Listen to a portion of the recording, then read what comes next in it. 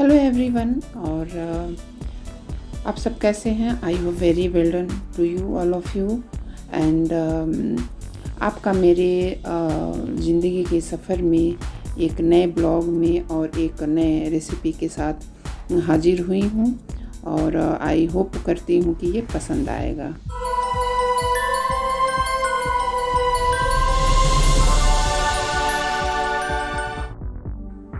यहाँ पे मैं आपको एक रेसिपी शेयर कर रही हूँ चना और ये कद्दू की। तो इस तरह से बनाने से जो है इसका जो टेस्ट है काफ़ी बढ़ जाता है। जैसे मान लीजिए अगर आपको छोले बनाने हो, उसकी ग्रेवी थोड़ी सी अगर गाढ़ी करनी है तो कद्दू डाल देने से जो है बहुत ही इसका जो कलर है खिल के आता है। और ज़्यादा कुछ नहीं किया है, बाकी वही जो आप डेली यूज़ में मिर्ची वगैरह, लहसुन, प्याज का मैंने यहाँ तड़का लगाया है। और चने को मैंने आफ्टर 9 तक डिप किया था और उसको पानी मैंने सोक कर लिया है। और यहाँ पे मैंने इसमें टमाटर को ऐड कर दिया है। और उसके बाद जो भी मसाले होते हैं आपके गरम मसाले, तो आपको पता होगा कि मैं मसाले जो है मैं घर का ही बनाती हूँ। और इसका जो मसाले का रेसिपी है मैंने कई बार आप लोगों के साथ शेयर किया है। और तो यहाँ पे मैंने ये जो कद्दू है डाल दिया है और सारी चीज़ों को मिक्स करके और 5 मिनट तक मैं इसको भूनूंगी। उसके बाद मसाले वगैरह जो है डाल के मैं इसमें एक विसल जब आ जाएगी, यानी एक सीटी जब लग जाएगी, तो इसको हम इसका जो आँच है उसका हम मीडियम कर देंगे। और इसको हम 10 मिनट तक धीमी आंच पे, काफ़ी धीमी आंच पे इसको हम 10 मिनट तक रखेंगे। उसके बाद ये बन के तैयार हो जाएगा।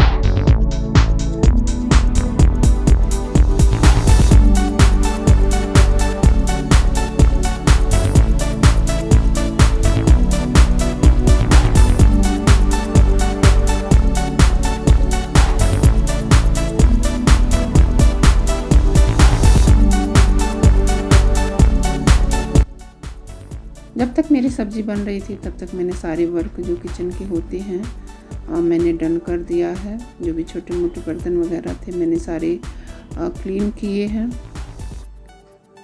और दूध भी गर्म हो गया है और मैं इसको अब फ्रिज में डालूँगी क्योंकि ये रूम टेम्परेचर पे आ गए हैं। और अगर आपको जो दूध की मलाई है अगर मोटी चाहिए तो इसके लिए जब आप दूध गर्म करें तो जब दूध गर्म हो जाए तो उसमें थोड़ा सा चम्मच से झाग बना देना चाहिए। और उसके बाद जो है फ्रीज़ में अगर आप रखते हैं तो मोटी मलाई पड़ती है। और आपने देखा होगा कि मैं घी वगैरह जो है मैं इसी मलाई से निकालती हूँ। फ्रीज़ का ऑर्गेनाइजेशन मैंने कई वीडियो में दिया हुआ है। अगर आपने नहीं देखा है तो मैं उसका जो लिंक है मैं डिस्क्रिप्शन बॉक्स में दे दूँगी, आप वहाँ से उसको देख लीजिएगा। और यहाँ पे सब्ज़ी मेरी बन के तैयार हो गई, आप देख सकते हैं कितनी गाढ़ी बनी है। और ये कद्दू डालने से ये होता है कि मुझे 2 सब्जियों का जो फ्लेवर है जाता है शरीर में और एक हेल्दी सब्जी माना जाता है। तो मैं इसी तरह से बनाती हूँ अपने सब्जियों को। और इस तरह से आप चाहें तो इस टिप्स को अपने किचन में अप्लाई कर सकते हैं। और दोपहर के खाने मेरे लगभग सभी कंप्लीट हो गए हैं। और ये सब्जी है और एक दाल और चावल धुल के मैंने रखा है। ये दाल रोटी कंप्लीट हो गया है। उसके बाद मैंने अपने जो घर का थोड़ा सा लुक चेंज किया है। यहाँ पे मैंने एक ये सीनरी लगाई है, ये पहले से ही थी थोड़ी, मैंने इसकी थोड़ा सा साफ़ सफाई आज की है। और जो सामने आप देख रहे हैं उसको मैंने एक वो प्लांट जो है गमले का यहाँ पे रखा है। और ये इंडोर प्लांट है, आप चाहें तो अपने घर में भी कहीं भी इस प्लांट को रख सकते हैं जिससे ऑक्सीजन मिले। तो मैं यहाँ पे रखी हूँ। और देखिए बस ये दो चीज़ों को करने से कितना इसका जो लुक है एक अच्छी दिख रही है। और इस तरह से है ये नागफनी का पौधा है और ये इंडोर प्लांट है इस तरह से। और उसके नीचे जो है मैंने एक प्लेट रखी है ताकि जब मैं इसमें पानी डालूं तो जो फर्श पे जो है पानी ना आए। आप चाहें तो इसको डेकोरेट कर सकते हैं, जो बड़े मार्बल के टुकड़े आते हैं आप चाहें तो इसके अंदर आप डाल सकते हैं। और या कलरफुल मार्बल के जो टुकड़े होते हैं मेरे पास हैं लेकिन छोटे हैं इसलिए मैंने इसको नहीं किया। मैं करूँगी तो भी इसका भी वीडियो मैं आप लोगों के साथ ज़रूर शेयर करूँगी। और ये जो पेंटिंग है मेरी डॉटर ने बनाई थी। और उसके बाद ये वॉश बेसिन को भी मैंने क्लीन आज किया क्योंकि बहुत गंदे हो गए थे। और हार्डली ये 1 दिन 2 दिन बाद गंदे हो ही जाते हैं क्योंकि यहाँ पे हमारा जो है काफ़ी यूज होता है सुबह से लेके दोपहर तक, फिर इवनिंग से लेके नाइट तक। तो इसको जो है क्लीन करना चाहिए और समय समय पर क्लीन करना चाहिए क्योंकि यहाँ जो हमारे हाथ मुंह ज़्यादा यहाँ पे क्लीन होते हैं। तो इस एरिया के पार्ट को हमेशा क्लीन करना चाहिए। ये मैंने अपनी ये के ब्रासो सिल्क की साड़ी वॉश की है। तो इसको दिखाने का पर्पज़ बस ये है कि आप चाहें तो आप अपने ब्रासो सिल्क की साड़ी को, ये क्रोशा सिल्क की साड़ी को या नॉर्मल सिल्क की साड़ी को आप चाहें तो घर में ही वॉश कर सकते हैं। इसको मैंने शैम्पू में धुला है और फिर इसको मैं जब ये ड्राई हो जाएंगे तो मैं इसकी पॉलिश के लिए फिर मैं ड्राई क्लीनिंग में दे दूँगी।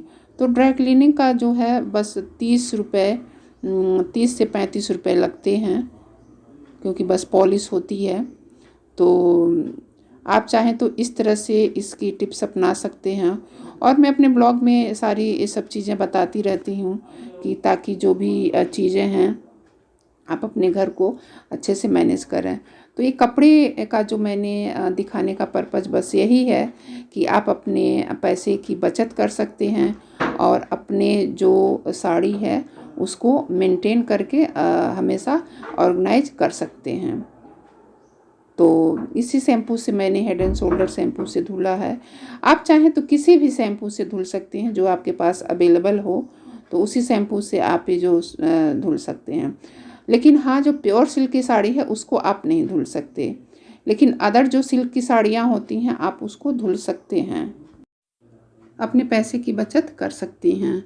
और क्योंकि कुछ लोग होते हैं जो हर साड़ियों को अपने लॉन्ड्री में दे देते हैं, तो इससे पैसे की जो है बचत नहीं हो पाती है। और ये मैंने साड़ी जो धुली है देखिए ये सिकुड़न है। तो अभी मैं दिखाऊंगी मैं ड्राई क्लीनिंग करके जब साड़ी लाई हूँ तो ये साड़ी कैसी दिख रही है। तो एकदम न्यू जैसी इसकी लुक हो गई है। और देखिए ये जो साड़ी है मेरी ये ड्राई क्लीनिंग से आ गई है।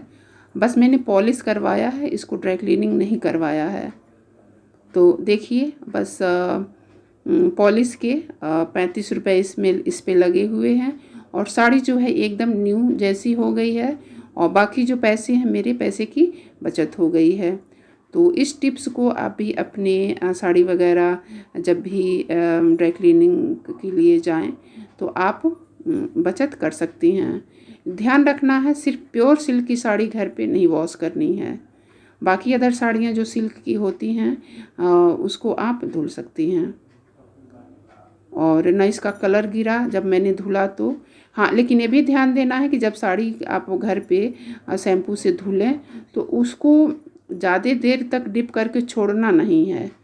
तुरंत शैम्पू घोल के तुरंत साड़ी को उसमें डाल के और हल्के हाथ से निकाल लेना है।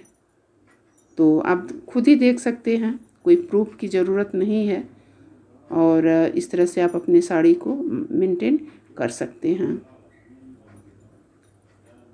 तो मैं ऐसे ही करती हूँ और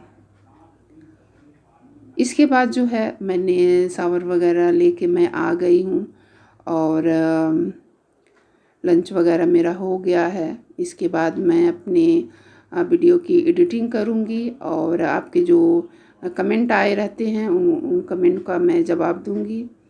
और क्योंकि जो कमेंट होते हैं आप भी बहुत समय निकाल के कमेंट देते हैं, तो हम यूट्यूबर का भी फ़र्ज़ बनता है कि हम उन कमेंट का रिप्लाई ज़रूर दें। मैं भी देती हूँ, कभी कभी लेट हो जाता है बट मैं देती ज़रूर हूँ। जो भी मेरे वीडियो देखते हैं, कमेंट करते हैं, मैं उनकी रिप्लाई मैं ज़रूर देती हूँ उनके वीडियो पे जाके। तो ये मेरी कुछ रूटीन थी, मैंने आप लोगों के साथ शेयर किया और अगर पसंद आया होगा तो आप अपने इसे फैमिली और फ्रेंड के साथ ज़रूर शेयर करिएगा।